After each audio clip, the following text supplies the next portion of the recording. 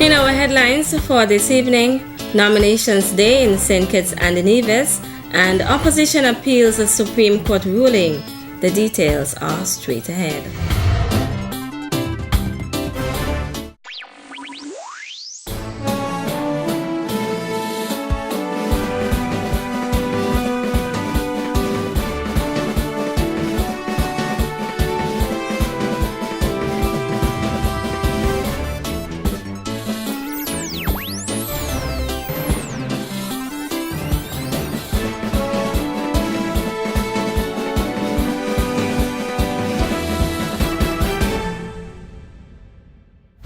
Good evening and welcome to the Nevis Newscast. Today is Friday, February 6th, 2015.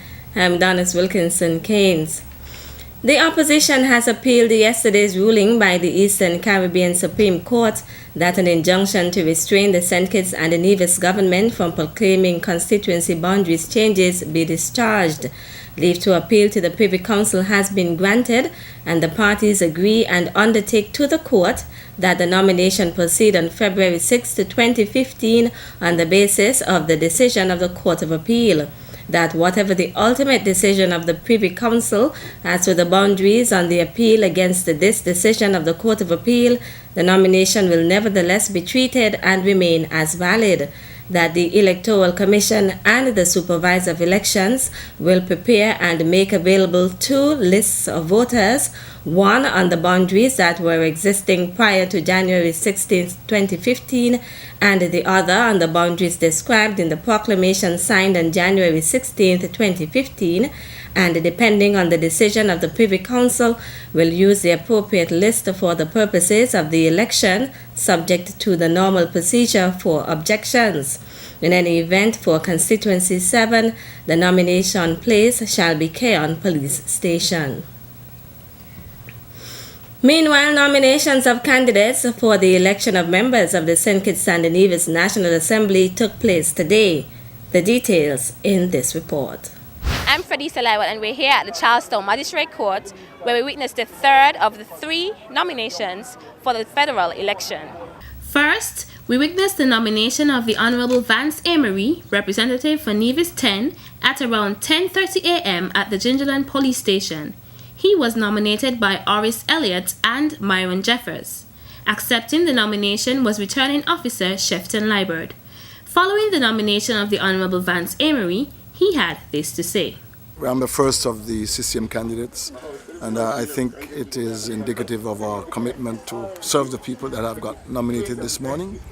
And I can only say to the people of Nevis, who are the electors, who have the power, that now I've put my name on the ballot. I'm looking forward to their support in a very big way, in a total way, so that we can continue we can look at forming a new government in St. Kitts and Nevis, so that we can have delivered to us, the people of Nevis, the kinds of policies and programs which we have been discussing with our Team Unity counterparts in St. Kitts. We then headed straight to Nevis 11, where the Honorable Alexis Jeffers was nominated by Stanley Williams and Gillian Vaughan at around 11:20 a.m.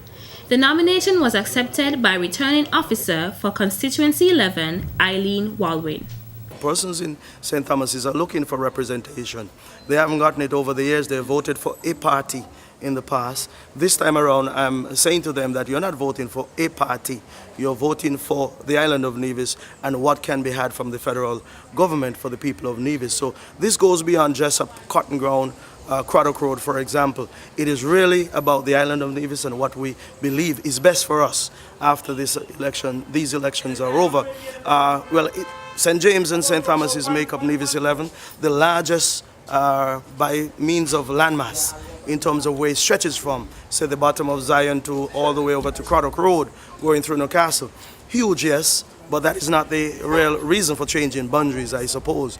But be that as it may, boundaries or no boundaries, I believe we have what it takes to overcome St. Thomas's this time, because the people of St. James would have given me a mandate last election in 2013, which we can certainly carry over to this upcoming election, and some additional support to take us over the hump this time. But I'm guaranteeing you a win come February 16th, and I say that with much confidence, and I want the people of St. Thomas's to come on board and get jealous of the people of St. James, because St. James have been getting good representation. And finally, for the CCM, we headed to Nevis 9, where the Honorable Mark Brantley was nominated at around 12 p.m. by Michael Perkins and Spencer Brand.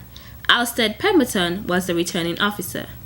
We will now hear from the Honorable Mark Brantley. I believe I can do a good job, and I have been doing a good job. I've been an effective voice for the people of Nevis in the Parliament. And I think with unity, we have demonstrated what we will do, what we can do, and what we're capable of. Our country now needs a new direction, and I continue to ask the people to lend me their support and lend the members of unity in Nevis, the members of CCM, and St. Kitts, the members of the PLP and the PAM, their support as we take this country back and as we shift gears and introduce a new paradigm of governance for St. Kitts and Nevis. Meanwhile, the Honorable Patrice Nisbet, candidate for the Nevis Reformation Party, NRP, Nevis 11 was nominated by Derricka Parry and Roger Hanley Jr. at about 2:30 p.m. at the Newcastle police station. Accepting the nomination was returning officer Eileen Walwyn. I have been doing this for the last 14 years.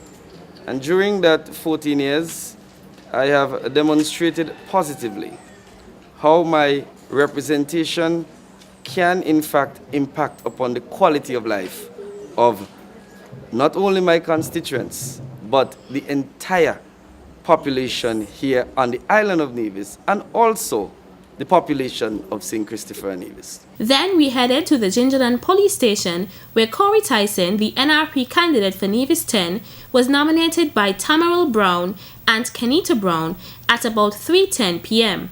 The returning officer was Shefton Liburd.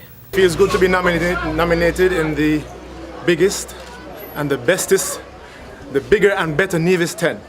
I'm looking forward to this campaign. I'm looking forward to the run, and I promise to deliver for everyone.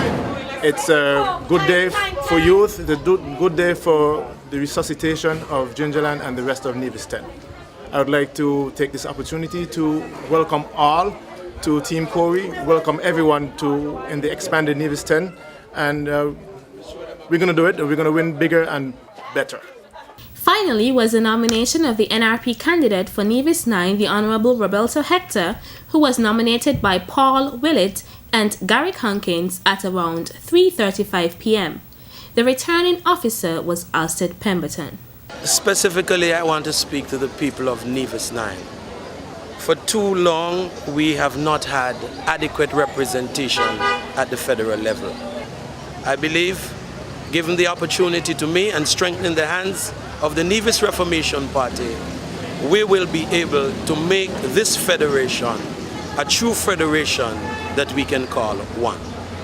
It is my belief that Nevisians would be able to benefit from this federal arrangement and the concretization of arrangement between the Nevis Reformation Party and the Labour Party. Our contract is clear. It is in the best interest of Nevisians, and we would want to make sure that Nevisians benefit from the federal party. The next step in the election process will be polling day on February 16th. I am Fredisia Liburd reporting for the Nevis Newscast. Meantime, the Royal St. Christopher and the Nevis Police Force is currently investigating reports of the destruction and the damage of political candidates' campaign billboards and other campaign instruments in various parts of the country. These acts are crimes and will be thoroughly investigated by the police, and the appropriate legal courses of action will be taken. The Royal St. Christopher and the Nevis Police Force is asking persons to cease and desist from such unlawful practice. Anyone who is caught or is reported will be dealt with according to the law. We'll have more local news after this break. Welcome to Nevis. It's easy to believe that all Caribbean islands are the same until you visit Nevis. Nevis is the Caribbean of a bygone era. You will enjoy a most intimate vacation on Nevis. You're only a stranger here once. We offer exclusive and barefoot luxury stays. With only 400 hotel rooms, our island may be exclusive. But a warm, genuine and friendly welcome is just everywhere. We look forward to meeting you. Visit nevisisland.com. You are watching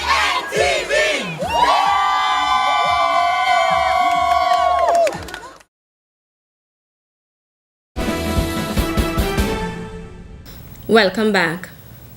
The completion of the Hamilton Government Road Charlestown Bypass Rehabilitation Project goes to the heart of what the Nevis Island Administration wants to do going forward, so says the Honorable Troy Liburd. Minister Liburd is the NIA's Junior Minister of Communications and Works. We want to bring good roads to the people of Nevis. And there are a lot of other roads that are on the list. And as resources become available, we will not waver. We will work tirelessly to ensure that we have safer and better roads here in Nevis. Minister Liburd made the commitment to commence work on other roads around the island as soon as possible. Indeed, we are now making plans to tackle Hanley's Road. And very shortly after, once we would have completed Hanley's Road, I think we go to Brownhill. And then there are other roads such as the Camps Road to Catesby, Shaw's Road, roads in Garners, roads in Rollins Village, roads in Rollins Pasture. Indeed, the continuation of the Hamilton Road on into Churchground. These are projects that we will endeavor to tackle. The Works Minister also made a commitment to the residents of Government Road. We will come there and we will fix those drains that have been causing you those problems. You see, one of our responsibilities in putting in good infrastructure is to ensure that the infrastructure is safe and the infrastructure is the best possible for the people. And I have heard the cries of the people on Government Road about the drains. Some parts of the drains are as much as 6 feet deep. And we will endeavor to come as soon as we can to make those drains safer for you. The NIA, according to Minister Liburd, continues to ask for the support of the people of Nevis as the administration endeavors to serve them. In related news, the Honorable Mark Brantley recently spoke to the Nevis Island Administration's procurement of an array of equipment through its Ministry of Communications and Works. Minister Brantley is Nevis's Deputy Premier. That equipment, the whole idea behind it as part of the policy of this government is really to equip our Public Works Department. We already have the manpower, we have the skills, we have the engineering and the technical skills, but also to equip them in terms of buying them and ensuring that they have the necessary equipment to go out and do the works. Deputy Premier, the Honorable Mark Brantley. And finally, the Federation's residents will be able to weigh in on the name for the St. Kitts and Nevis Caribbean Premier League CPL team via a marketing campaign which will incorporate polling through social media and SMS platforms. St. Kitts and Nevis's franchise in the 2015 Limacol CPL T20 tournament will be coached by South African Eric Simmons. Simmons was a genuine all-rounder during his playing days for South Africa's national cricket team before rising through the ranks as coach from 2002 to 2004 after his retirement as a player. He refined his T20 coaching experience by heading the Delhi Daredevils team in the Indian Premier League. 4 players have also been named to remain with the franchise, which is relocating from Antigua. They are bowlers Justin Athanaze and Carlos Brathwaite, wicket-keeper Devon Thomas, and all-rounder Orlando Peters. The rest of the team was expected to be filled by international players and registered local players to be selected yesterday, Thursday, February 5th, during the CPL draft in Jamaica. Vernon Springer, Senior Sports Officer in the Department of Sports and St. Kitts, says the onus is on the Federation to work on its grassroots and local cricket, so as the years roll on, it will be able to be more competitive by having more players registering in the draft and making a serious statement in CPL games. Springer says the campaign to solicit names for the St. Kitts and Nevis CPL team will be launched after the draft. That's it for tonight's local news. Stay with us. The regional news segment comes up next.